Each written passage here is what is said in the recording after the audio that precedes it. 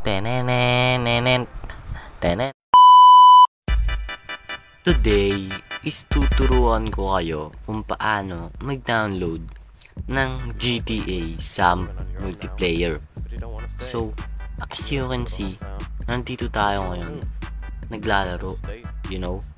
So, ano pang hinihintay nyo? Let's go na, man. Tuturuan kayo step by step.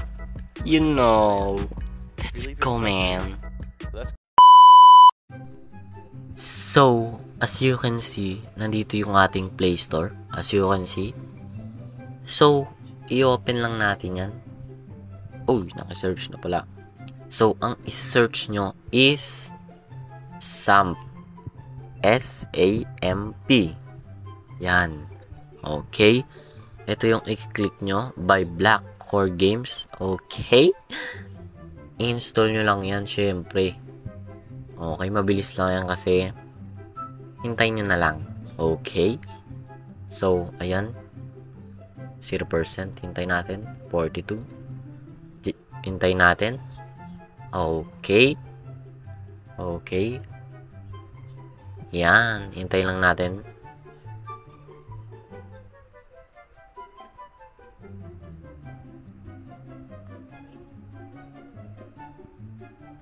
So, after ma-install nyan, alis tayo dyan. Okay, ito na yung ating GTA. Pero hindi pa tapos yan.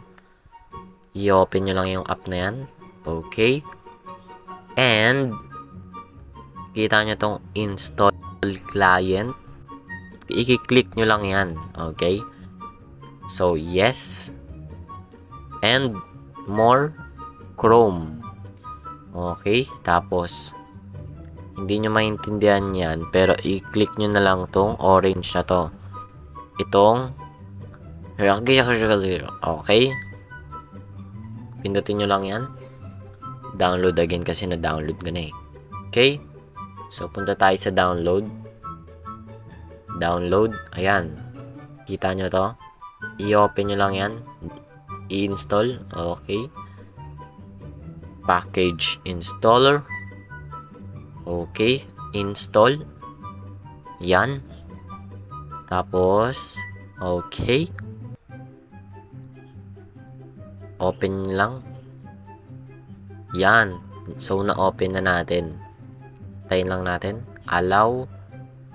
Okay. Checking game files. So, ito na. So, mamimili kayo dito kung light or full. So, kung gusto nyo mababa yung storage, light na lang kayo. Kung gusto niyo naman yung complete yung package ng GTA nyo, edi full. Okay, so ang pipiliin lang natin ngayon is light. Pindutin lang natin. Yan. Tapos update client. Okay. Yes. So nagda-download na. Hintayin lang natin to. Okay. Okay.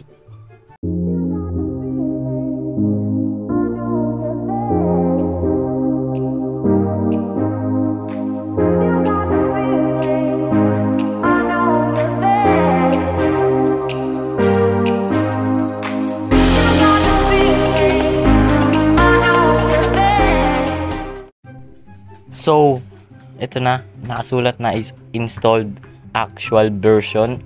So, ang gagawin nyo is pupunta kayo dito sa server. Ay, wait! Pupunta muna tayo sa settings. Kung naka-open na yung inyong voice chat.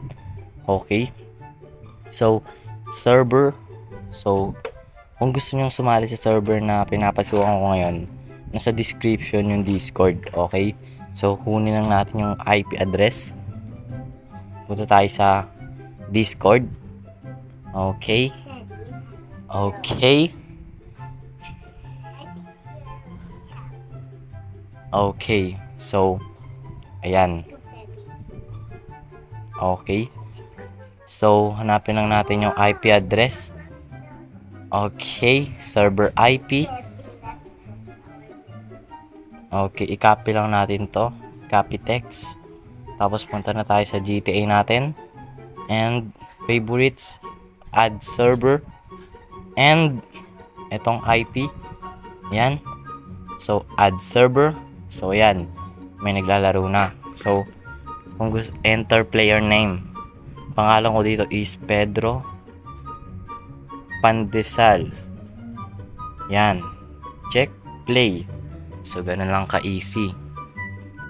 So, while using the app, tapos okay na. So, pwede ka na makapaglaro niyan. At, pwede ka na makipagkilala sa mga kaibigan mo, you know. So, yan. So, ayan. Okay, nag-open na yung GTA natin. Hintayin lang natin. Welcome to Lost Country General Roleplay. Ayun. Thank you for joining us. Hope to enjoy. So, maglalapin lang tayo sandali. Okay. So, ayan, naka-ano na tayo. Naka-login na tayo sa server. So, sa settings, display, resolution, yan. So, para gumanda yung quality ng GTA nyo. So, ganun naman ka-easy mag-download ng GTA dito sa siyudad ng Lost Country. So, nandito tayo ngayon, no? You know? So, yan. Di ba napaka-easy mag-download?